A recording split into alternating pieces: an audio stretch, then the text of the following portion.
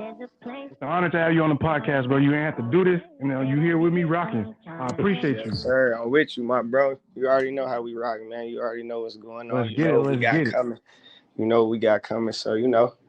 Oh yeah, right. Oh yeah.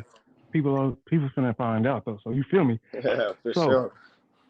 So let's get into it, Rock. We're gonna tell them about Rocky Fresh. I wanted to start this podcast because I want people to get a different introspective of their favorite artists. And you one of my favorite artists. You've been that since like Electric Highway, probably before that. So we're gonna life a little bit and man, let's get it. How was it growing up?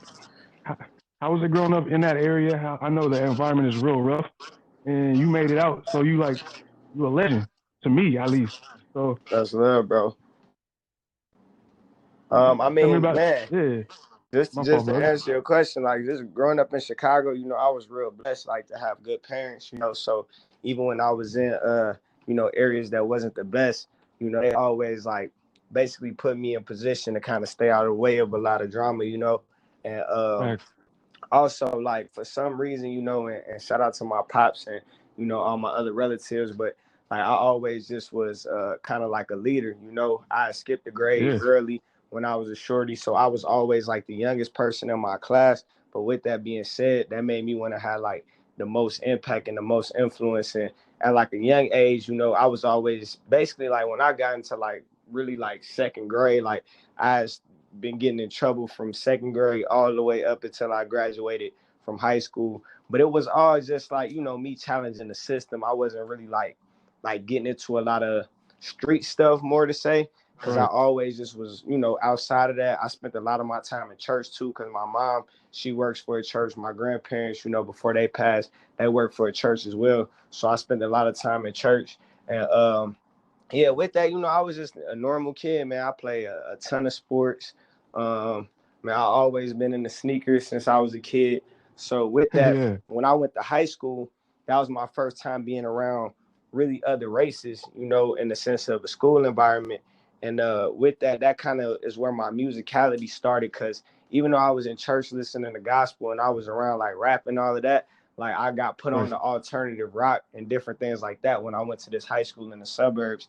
And that just kind of like, you know, put me onto a whole nother creative wave. I started listening to a lot of Kanye, a lot of Cole, a lot of Jay-Z, Wayne, just, you know, artists when they was in even though all of them guys still listen to this day, like I really became a fan of them when they was in their prime. And so like me just moving around all these different sides of Chicago, me going to school in the burbs, me having friends in the hood, me having an influence of rap, me having an influence of rock, it just kind of went into this whole, like, put me in this whole creative mindset. And I used to just play around, like freestyle, all of that. My homies told me I was solid. Ended up having a battle at my high school, and like all of the kids in my grade had came out to like see what was going on. It was like a battle in the parking lot. I went to a real big high school, so when I had this battle, it was like with the best rapper in the school. And with that being said, like, you know, I really had all the game. He had everything to lose. I ended up beating him real bad in this battle, like in front of my whole school. And then that's what started the energy for people more so wanting me to rap more than I even wanted to do it myself. You get what I'm saying? So from there, you know, the rest was history, and that's how, you know, we got to recording, was basically based off of them situations. All right, so a lot of people don't know, what was your first song that you ever recorded professionally?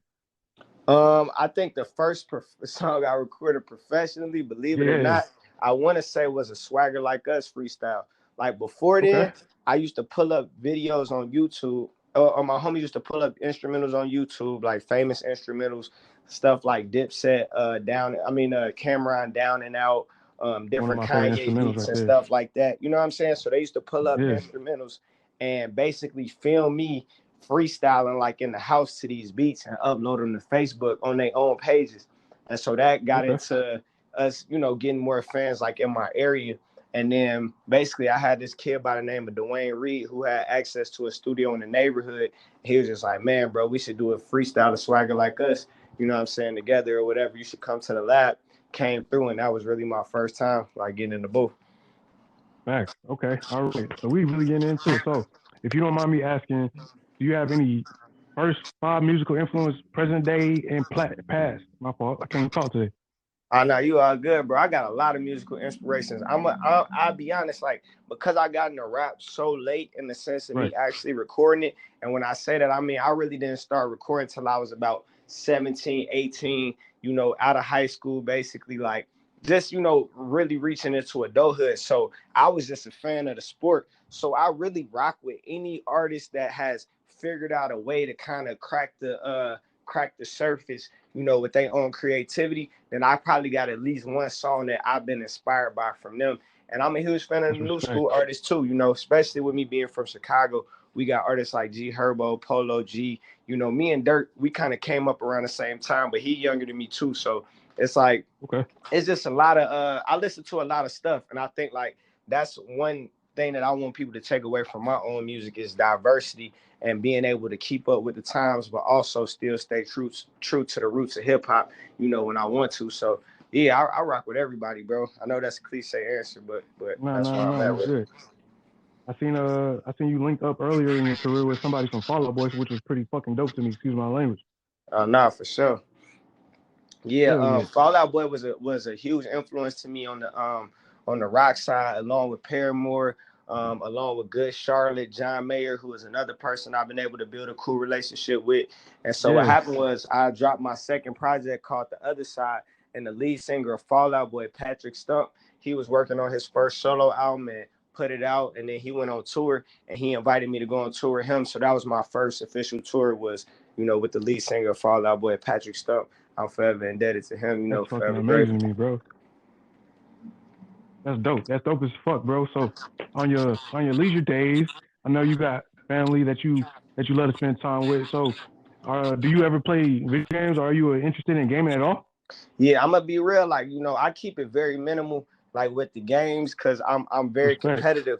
And so like me, like I gotta play stuff that's like really like into my day-to-day movement. With that being said, I play basketball like competitively like 3 times a week. And so Okay. obviously with that being said, what my favorite video game is 2K. So, 2K, let's really go. that's yeah, so that's what I do. But I don't get online with it. Like I love to either play my homies, what I'm saying, that I'm cool with. We Right. exchange our cash apps and we'll play $100 games or something like that. I'm with it. Or I'm with it. Let me know or I next time gotta you play play. you in person, you know what I'm saying? That's just how I I get got down. you. So All right, that's dope. That's dope. So, while we on basketball topic, do you have your top 5 favorite players, past and present? yeah, let's get into it. Let's go. We can go Jordan. We can Okay, go I'm gonna put Kevin Durant in there. for I sure. can't forget about my boy who really like, even though this is an unpopular opinion, my boy Derrick Rose, that's like top, Oh yeah, he top two legend, for bro. me. Just his whole story and just what he did prior to the injuries. Um, I gotta throw Steph in there, and then I For gotta sure. probably throw Iverson. I got love for Respect. LeBron, but I like the smaller guys because I'm a small dude, so I'm the type of Ain't nothing dudes I wrong. ride Ain't with. nothing wrong with that. All Yes, right. So sir. while we on hooping, let's talk about your favorite sneaker. Man, my favorite sneaker. Um, Cliche answer, but me being from Good. Chicago, I feel like it's only right. Like my favorite sneaker is the Jordan 1. I mean, that's Okay. the shoe that really started it all. Like that shoe represents so much in the sense that when he came out with that colorway, it was banned at first, because of just all of the gang violence and stuff that was going on. They was hating on that really, like, And so with that being said, like just to know that shoe started such a wave of like sneaker creativity, that's always going Right. to be one of my favorite shoes, if not my favorite shoe of all time. I respect that. I respect that. So while we outside of rap right now, let's talk about you got why you not rapping. What do you like to do? Man, I love the hoop. Like I be seeing all of these little rap, these new rap leagues that they got going on, and I ain't gonna lie, I'm Yeah, a yeah. little jealous because I know if me and my guys get in there, it's gonna be ugly. Like these rappers is not hooping like that. So yeah, I hoop very seriously. Like I said, 3 days out the week. I'm really big into movies and TV shows. So with that being said, I'm always on Netflix, Hulu, Amazon Prime, like you name it, any app, I got it. I'm trying to watch all the movies, but I'm into like crime movies and stuff like that. I don't watch a lot of like cartoons and all of that. So Me either. I yeah, respect that. really that. And man, I'm kind of like a foodie too. Like I love like eating good and trying out new restaurants and, you know, just really getting acclimated, like especially in Chicago with like all of the different food spots. But really what reigns supreme is like really hanging out with my daughter. Like she That's is the dope. coolest person I know. So, you know, when I'm not playing with her, then that's, you know, what I'm on. All right. So, do you mind me asking, what was the mindset of you before fatherhood and after fatherhood?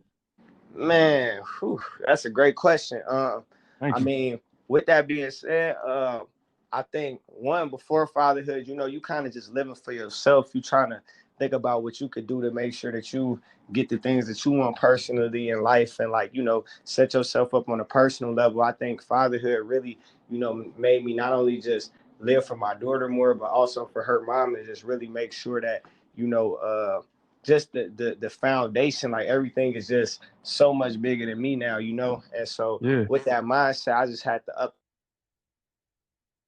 and like what I already had it at. And you know, from that, like I've been able to get, you know, a lot of blessings just from the space that she put me in, like mentally, just maturity wise, like, you know, especially having a daughter. I feel like if I had a son, I'd be a little bit more in a different space, because I feel like as men, you know, even with my father always being there for me, it's a thing Right. where it's like it's certain things that as a man you got to really learn on your own. Whereas with Facts. your daughter, you know, it's certain things that you don't never want her to have to experience. You don't never want her to need a man for nothing. So it's like it's Facts. just put me in a whole different mindset of being a provider. All right, man, you made me proud. You just the way you talk about your shit, bro. We're hella proud to know you. All right, Salute, so bro. Salute. we was on TV shows, and I seen when I was doing some research on you that one of the shows that you had first played, or one of the first shows that played your music was a show called Nikita back in the day. Yeah. How was that feeling?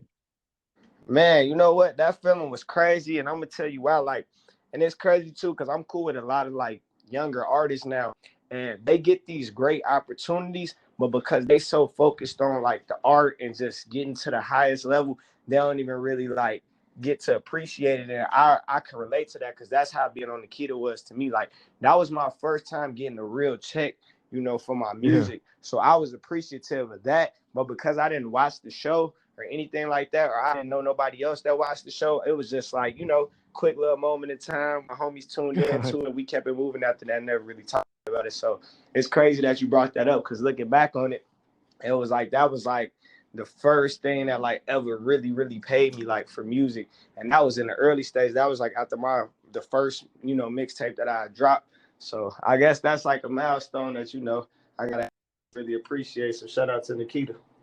No doubt, no doubt. So while we on first mixtapes, let's talk about Rocky's Modern Life and Driving 88 real quick, if you don't Yes, mind. sir. Yes, sir. Where was you at, or where were you when you dropped those two? So with And Rockies, what changed after that? Rocky's Modern Life, you know, that was like my very first effort. I was just young. I didn't really know like what was about to happen. I didn't really even know it was possible to really make it off rap. So I was just like really recording and just, you know, having fun, like fresh out of high school. I'm in my first semester at junior college. I'm skipping class, going to the studio, not taking Let's school go. serious.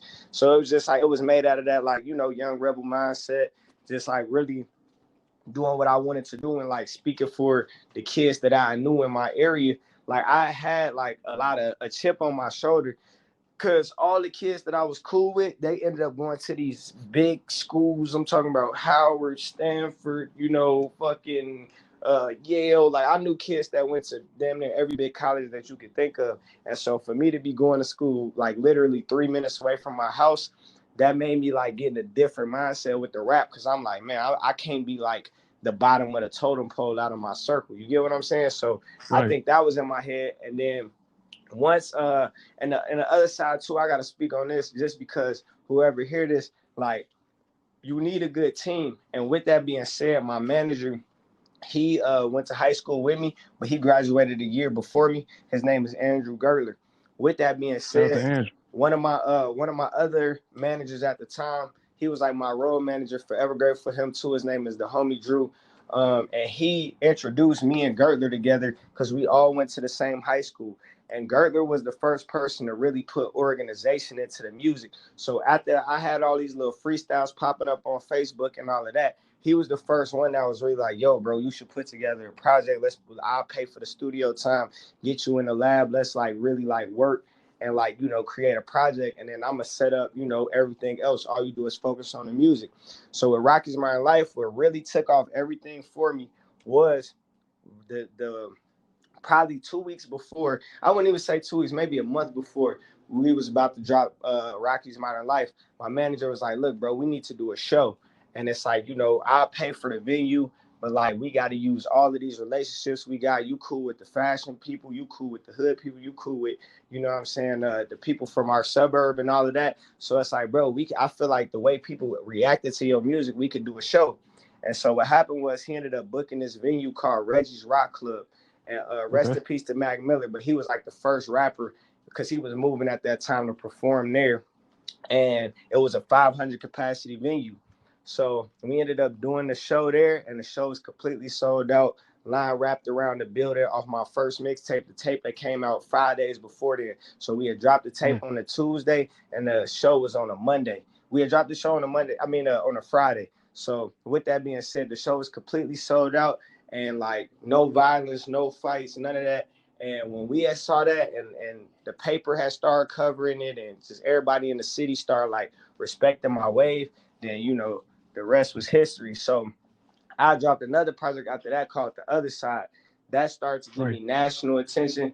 And then Driving 88 was like I just know what's going on right now. Like it's either do or die. It's like either the world about to start catching on to my music, or you know, I'm done with this shit. So I put everything. Oh, my bad. So you good. Nah, so I put everything I had in the Driving 88, and you know, that shit just it took me to a new place. I ended up linking with Ross, and yeah, shit got real. So we here. So how was the feeling of your first major deal? Man, that shit was crazy. You know, like especially because Meek Mill was on fire, Wale was, you know, reaching his highest level at the time, and then Ross, you know, was literally looked at as the hottest rapper in the game that year. Right. So to join that family is just the respect that I got from my music, the respect that I got in the city, you know, across the country. That feeling was unmatched, you know. So that was a great time in my life for sure. And that shit was iconic for me. I remember following the story as like a young dude. I was just you one of the first artists who inspired me to like really be serious with this shit. So I appreciate that little moment in time for sure. Man, I appreciate you no supporting doubt. the music to get me there. So how did you link up with Cassie Veggie? Oh man, so I linked up with Casey Veggies off of my Other Side project, but before that, it's a producer and a rapper by the name of Brandon Deshay. And Brandon Deshay was in Our Future with Casey. And so Brandon Deshay basically made a project. He was from Chicago, but he moved to LA. So he had got cool with Casey because they was in the same rap group. And on his project, he had put me and Casey on the same record. And so from that, me and Casey started following each other on Twitter. We started chopping it up. I'm like, bro, if I ever come to LA, you know, we need to link up. So when I got there, I was recording at Harvey Mason studio, which is like, especially at that time, it was one of the best studios in LA, like Studio Crazy. And so the first day I got there, that's where I went. And Casey came and pulled up on me, and we ended up making that song Ducking and Dodging. And then the rest was history from there. Like when me and him vibe, and I was spending all my time out there, bro was pulling up on me every day. We just built the brotherhood. So that was like a 2010. Oh, dope. All right. So the last question is, what's next for my guy Rockie Fresh? Man, like it's a lot going on. Like we got a lot of stuff that like, you know, is pending right now that I can't really like speak on. But as far as on the music side, like we dropping a lot of projects in 2021.